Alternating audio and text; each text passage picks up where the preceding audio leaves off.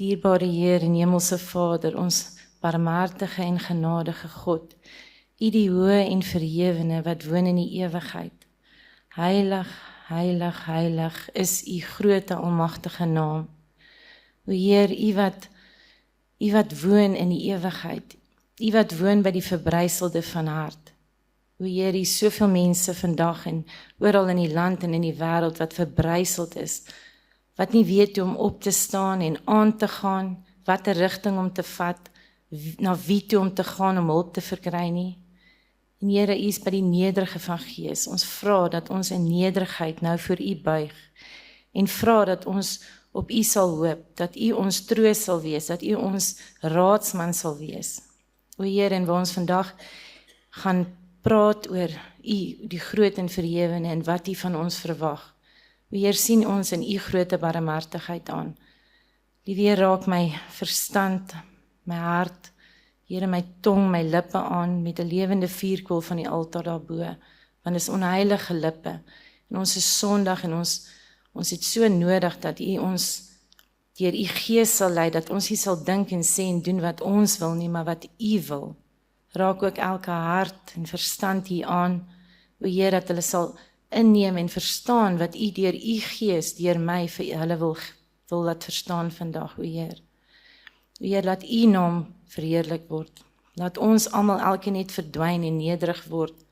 Neem elke vorm van hoogmoed, onenigheid en twis vanuit ons midde hier, vanuit ons gemeente, sodat ons met U gemeenskap kan hê, nie net op 'n nagmaal nie, o Heer, maar by U, by die samekoms by die kerk. Laat ons mekaar verdra en mekaar verstaan en mekaar lief hê. En ons kan dit slegs doen deur U krag en U genade en deur U wat ons aanraak, deur die Heilige Gees. Dit is ons gebed in die wonderbare naam van Jesus Christus en ons dank God die Vader deur hom. Amen. So die lied 197 waar hy praat van Ebenezer. So dit is van Robert Robinson, het in 1758 hierdie lied geskryf en later is die melodie toe verwerk, maar dit is 'n baie bekende lied wat reg oor die wêreld gesing word. En die lied, daai deel van Ebenezer wat eintlik die fokuspunt is, kom natuurlik uit 1 Samuel 7 vers 12. Ek weet nie as julle julle Bybels by julle het nie, kan julle saam met my soontoe gaan. 1 Samuel 7 vers 12. En daar staan: Toe het Samuel 'n klip geneem en dit opgerig tussen Mispa en Sen, en dit Ebenezer genoem en gesê: Tot hiertoe het die Here ons gehelp. En ek glo elkeen van ons voel ook in ons harte, as ons terugdink, as ons kyk, weet ons die Here het ons gehelp tot hier. Maar ons titel daar kan julle sien, het ek gesê, maar waarom doen ek dit heeltyd anders as anders? Nou dit kom van die baie bekende teksvers in die Bybel uit Micha 6 vers 8. En ek gaan dit vir julle lees. Dit sê: Hy het jou bekend gemaak, o mens, wat goed is. En wat vra die Here van jou anders as om reg te doen en liefde te betrag en ootmoedig te wandel met jou God? Nou, as ek daai deeltjie lees en as jy met kinders praat of jy praat met mense en jy sê vir hulle, man, wat anders verwag ek van jou? Dit klink so eenvoudig, maklik, jy doen dit. Maar keer op keer vind ek myself dat ek dinge anders doen. Nou Micha het hierdie gedeelte gegee en dit is eintlik uitgevat uit, wel as jy die verwysing in die Bybel kyk, gaan dit na Deuteronomium 10 vers 12 toe, waar weer eens Moses ook weer met die volk praat, en daar sê hy in vers 12, en nou Israel, wat eis die Here jou God van jou as net, om die Here jou God te vrees, en al sy weë te wandel, en om lief te hê en die Here jou God te dien met jou hele hart en met jou hele siel. So daar moet 'n rede wees waarom hulle die verwysing van Micha 6 vers 8 na Deuteronomium 10 vers 12 toegevat het. So nou gaan ek begin. So as ons nou weet, soos ons die volk Israel ken en die hele storie, en ek gaan nie daarop uitbrei nie, is die volk en ons eintlik vandag ook. Elke liewe keer kry ons die S3B's. Nou wat dit beteken, ek het dit so probeer wys, die S3B's. So wat ek hier, soos ek nou probeer navorsing doen of uitvind oor hierdie vers en teruggaan elke keer na Israel toe as dit die Estribees. Met ander woorde, die volk en ons sondig. En as ons sondig, dan maak iemand, of 'n profeet, of 'n leraar, of iemand maak jou bewus dat jy sonde doen.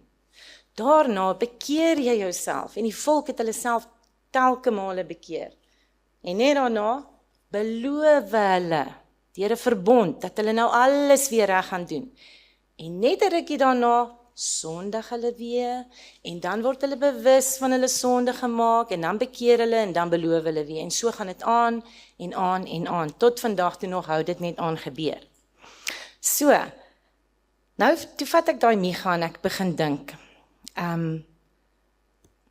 Die Here het my bekend gemaak, wat anders moet ek doen, as om, die eerste deel, as om reg te doen.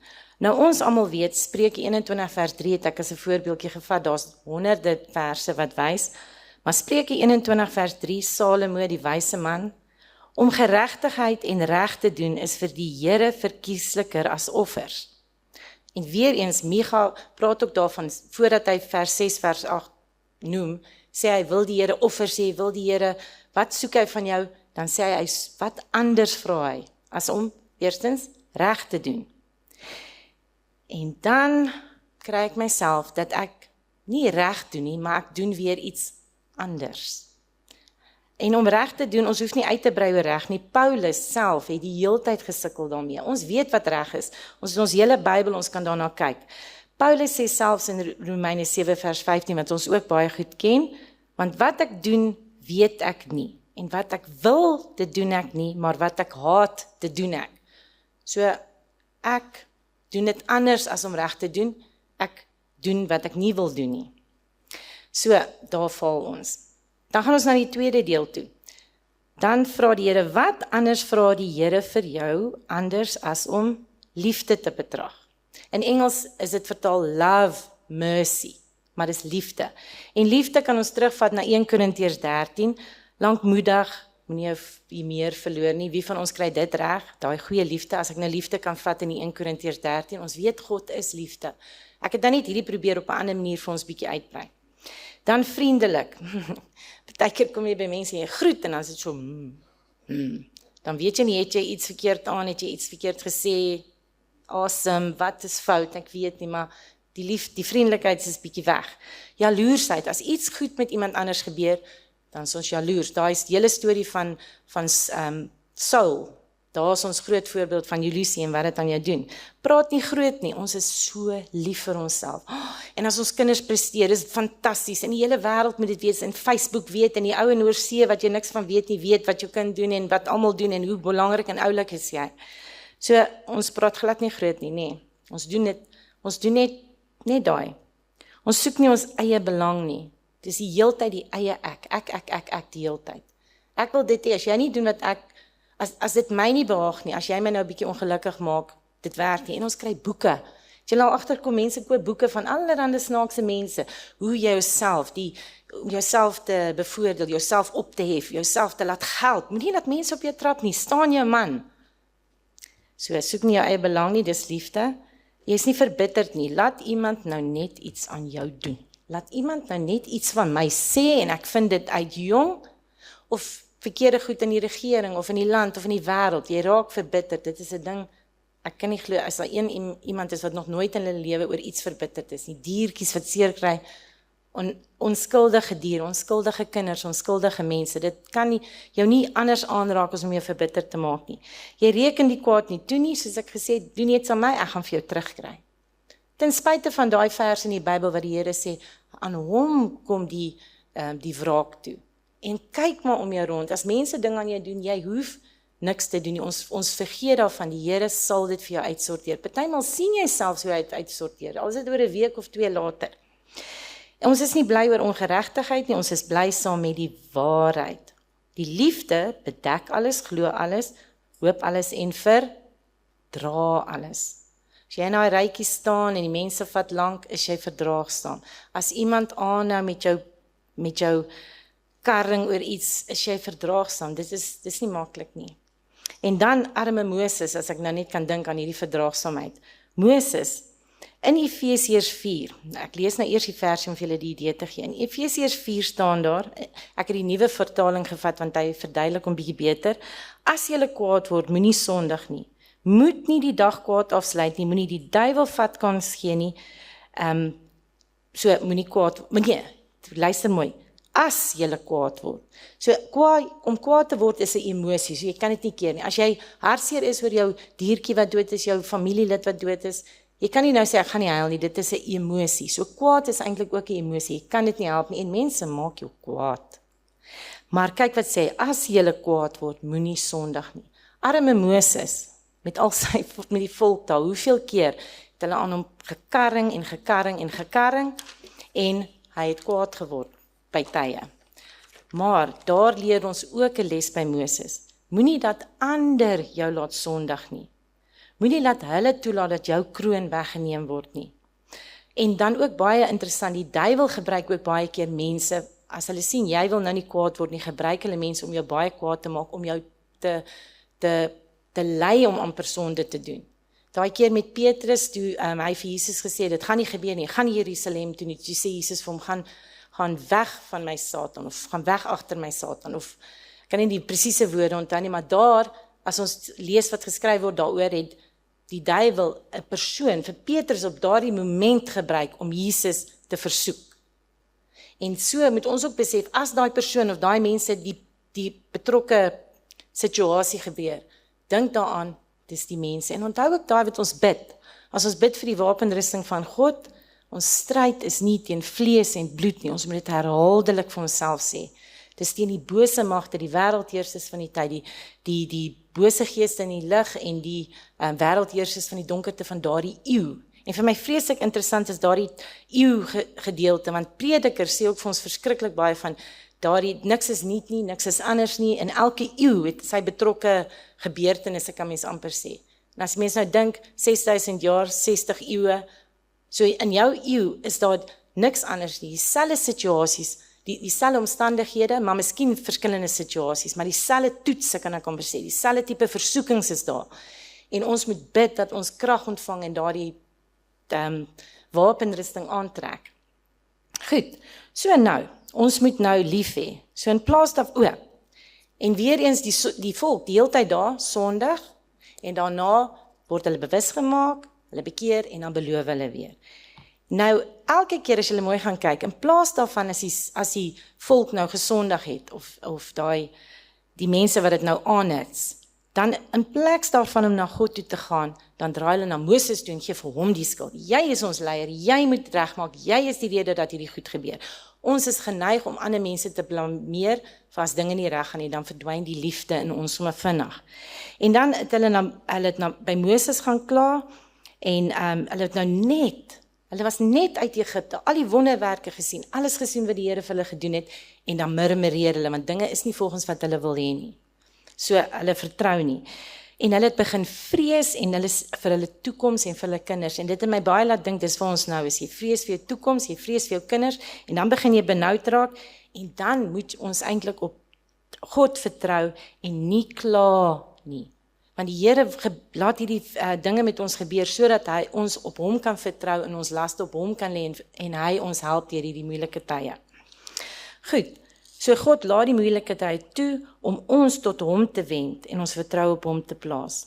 So, liefde te betrag. Ek weet dit het 'n hele groot omvatting op sy eie, maar wat vra God anders vir ons, vir my, om te doen anders as om liefde te betrag? Maar as ek myself weer kry, doen ek dit anders. Ek het die ongeduld, ek het die fyne irritasies wat my pla en dan sien ek doen dit heeltemal anders. Dan die derde een, wat vra die Here van my anders as om ootmoedig met God te wandel? Daai ootmoedig is om nederig met God te wandel. En nederig voor mense en nederig voor God. En dan in daai versie, die Filippense 2 vers 3, moenie iets doen uit selfsug of uit ydelle eer nie, maar in nederigheid moet die een die ander hoor as homself. Ons is baie slim, soos ek sê. Ons lees hierdie boekies en ons hoor hierdie mense en ons luister radio. Het julle al gesien, ek wil amper nie meer radio luister nie, want die radio, die omroeper, wat hy daai oggend besluit is wat hy aan die mense wil gee, jy moet nou nie op jou WhatsApp honderde emojis gebruik jy, want dit is dit, en jy so 'n persoon, en almal glo dit, en nou begin almal dit nie doen nie, en as hulle sien iemand doen dit, dan is jy nou 'n bietjie eienaardig, jy weet, jy's bietjie eienaardig. Of hulle sê, hulle het hierdie boeke wat hulle gee, en in die skole kom hulle met hierdie goedjies uit, en ek is nie teen dit nie, ek verstaan sielkunde het sy plek. Jy's 'n rooi mannetjie, 'n geel mannetjie, 'n groen mannetjie, 'n pink mannetjie, ek weet nie wat se mannetjie nie. Dis die grootste nonsens in my oë, want elke persoon is sy eie persoon. God het jou gemaak wie jy is, en jy raak 'n rooi mannetjie, geel mannetjie, pink of kleur wat dit ook al is, in die omstandigheid wat jy op daai moment bevind. Baie kinders in die skole word nou ingeprop in 'n klein plekkie waar hulle nou 'n kleur is, en jy word gevind in 'n kleur, en almal wil rooi wees. Maar nie noodwendig is jy is rooi op sekere situasies, jy is groen op ander dele, maar wees wat die Here wil hê jy moet wees. Vra hom, Here, wie wil u hê moet ek wees? Wees wie ek is, hoe u my geskaap het. Goed, so ek het dit anders gedoen, en nou wat staan my te doen? Elke keer doen ek iets anders. So ek doen nie wat die Here vir my sê nie. Hy vra, wat anders vra ek jou, as om liefde te betrag? Wat vra die Here van jou anders? Reg te doen, liefde te betrag en ootmoedig te wandel. En toe wil ek gaan uitvind, hoe kan ek hierdie hele ding uitlê? En weet, mense wil gaan oplees en lees, en jy wil uitvind, en jy wil dit groot maak. En toe kom ek op Spurgeon se ontleding van Micha 6 vers 8, en by die nederige deel veral. En ek het skaam gekry. Julle moet tog asseblief, as julle die kans het, gaan kyk wat Spurgeon sê oor Micha 6 vers 8. Daar het hy my so nederig laat voel, en ek het gevoel, dit is dit. Waarom wil ons vir die Here vra? Waarom God die almagtige hoë verhewene? Waarom wil ons vir hom vra? Waarom moet ons elke keer sondig, en dan moet iemand weer kom en vir ons bewus maak, en dan moet ons bekeer, en dan moet ons weer beloof, en dan gebeur dit weer oor. Ek dink God in sy almagtigheid, hoe kan ons hom wil bevraag? Hy sê, wat vra ek vir jou anders? Gaan lees, of gaan luister na Spurgeon se uitleg van Micha 6 vers 8. Ons moenie met God redeneer nie, hy is ver bo ons, ver verhewe. Sy denke bo ons, en ons moet net luister.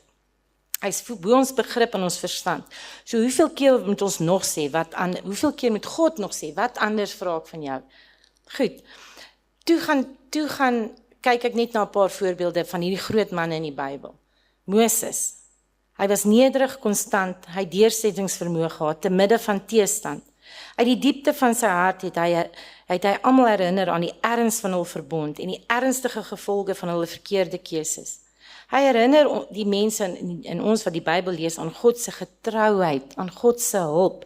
Hy herinner aan seëninge as hulle hom gehoorsaam. As ons net daarna luister, maar dan wil ons altyd slim wees en oulik. Nee, maar die sielkunde wys dit, en ek het hierdie opbrengs gehad, en hierdie gebeur nou in my lewe. Die Here sê, wat vra ek vir jou anders? Doen wat hy vir jou sê. Abraham, geloof en gehoorsaamheid, onwrikbare vertroue in God, selfs deur sy seun te offer. Wat vra die Here vir ons kinders nou te gaan offer? Nee, hy het natuurlik vir Abraham getoets, maar die geloof, wat vra hy van ons? Josef, toegewy aan God se plan, hy was 'n beskermer van sy familie. Ons kan sy voorbeeld gaan nagaan. Daniël, hy toon die belangrikheid van geloofsvertroue en God se beskerming vir sy mense. God tree selfs ook in die storie van Daniël in by regsaake en vonnisse. Die lewe jy moet godswaardig lewe in jou werksplek, te midde van die bose magte en kragte wat ons nou van gepraat het, wat ons verbid as ons wapenrusting aantrek vir hierdie eeu. Job, ons almal ken Job se verhaal, pas op vir vriende se welbedoelde raad aan jou. Moenie luister na vriende se raad nie, moenie daai boeke lees, dit kan goed wees, ek sê nie alle boeke is sleg daar nie, lees jou Bybel en kyk wat die Here vir jou bied en begin hom vertrou en glo. Salomo, ons almal weet, vrees God en hou sy gebooie. Wat anders kan God van ons vra? Ek dink God raak half, soos as jy Spurgeon se uitleg luister, ek kan dink, God dink, ek is God, doen wat ek vir jou sê, selfs in die skole, die kinders, doen wat pa vir jou sê, of doen wat juffrou vir jou sê, maar nou, die kind het 'n probleem, en is ADHD, en is dit, doen wat ons vir jou sê, en as dit nie gebeur nie, dan gaan daar gevolge wees, en dit is dit. Maar ek sê nie, ons kindertjies is baie spesiaal, en hulle het hulle uitdagings, en ons werk met hulle. En dan heel laaste Johannes in sy openbaring, gehoorsaamheid aan God se woord. Want daar, deur Openbaring lees ons en ons weet, Jesus se koms is verseker. Ons moet uithou en aanhou totdat hy kom. Maar nou moet ons al hierdie dinge doen, waarom doen ek dit heeltyd anders? En ek weet, ek voel, ek wil beloof, ek het berou, ek bekeer, ek is bewus, maar ek weet hierdie siklus gaan weer aangaan. En toe kom ek op daai mooi stukkie wat ons eintlik 'n paar weke terug het ons in 'n Sabbat les CD dit gedoen. Toe besef ek hoef nie te probeer nie, ek moet leer vertrou en glo. Want by God se verlossingswerk is daar geen dwang nie. Jy kan nie net nou sê ek gaan nou beloof en nie gaan ek nie. Maar nou, dis hoekom die lied weer inkom, Ebenezer.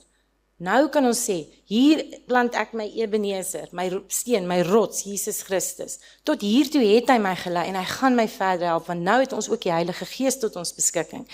En daar word geskryf in wat ons lees en aangehaal, onder die invloed van die Heilige Gees staan dit ons vry om te kies wie ons wil dien, maar dit moet in jou wil wees. Jou wil moet nog steeds sê, ek wil nie hierdie verkeerd doen nie. Maar nou is ons in hierdie mag van Satan en hy weet ons wil die regte ding doen. En ons het geen krag om hierdie mag wat Satan op ons het te weg te weer nie. So nou, omdat ons wil, roep ons uit na 'n krag bo en buite onsself. En dan sien God ons wil en dan word ons eie wil aangevul met goddelike krag en dan doen ons deur die krag van die Heilige Gees Jesus se wil. So dit is moontlik, maar ons moet net moed hou en aanhou en ons moet nie te veel probeer uitvind waarom hierdie gebeur en waarom ander dinge gebeur nie. So, ek wil nou ophou om anders dinge te doen as om dit net te doen soos God sê. Wat vra ek van jou anders as om reg te doen, liefde te betrag en ootmoedig te wandel met jou God. Ons gaan nou afsluit met gebed en ek vra, as daar tyd is daar tyd, net tweede versie van die lied wat ons gesing het nou, dan is dit daai deel van Ebenezer. Ek wil net vir julle lees, en as ons dit sing, moet ons onthou, hier plant ons Ebenezer, Christus ons rots, en van hier af, ek sê nie ons is perfek nie, ons gaan val, ons gaan sondig doen, maar ons moet nie te veel wonder oor wat moet ek nou doen nie. Die Here sê vir ons wat ons moet luister en dit doen, maar deur sy krag, en hy is 'n barmhartige en genadige God, wat ons sal help, en ons sal bystaan, en ons die krag sal gee. So die tweede vers, hier plant ek my Ebenezer, want tot hier het u gelei, in die Vaderhuis eens veilig, sal ek ewig by u bly, ver van God het ek geswerwe, gans verduister van gemoed, toe u liefde my gevind het, en versoen het deur u bloed. So gaan ons bid, en dan gaan ons nie na die tweede versie sing, en dan kan ons skyn na die klassies toe, maar kom ons maak dit ons oë toe en bid. Ons dierbare Heer en Hemelse Vader, ons dankie. Ons dankie dat ons kan 'n Bybel hê wat u woord is, waar u nou met ons praat. Ons hoef nie te wag vir verligte beelde van mens, nee, van verligte uitleggings van mense hier om ons in vandag se tyd in hierdie sekulêre wêreld nie, o Heer. Ons moet na ons Bybel toe gaan en ons moet lees wat u sê en ons moet dan hoor dat u vir ons sê, wat anders vra u, dat ons reg moet doen, liefde betrag en ootmoedig wandel met u, om nederig met u te wandel en te besef, u is God, ver en verhewe, bo ons verstandelike vermoë en ons gedagtes, dat ons net vertrou op u, soos Abraham, Daniel, Job, en Johannes en Paulus, o Heer, dat ons as in hierdie eeu, ons dink ons is so oulik en spesiaal, maar ons is eintlik niks, maar in u oë is ons so kosbaar. Laat ons mekaar verdra, liefde betoon, en laat ons deur die krag van die Heilige Gees, wat u ons sal mee toerus, doen wat u wil hê, want wat anders vra u. Ons bid dit in die wonderbare naam van Jesus Christus, en dank God die Vader deur hom. Amen.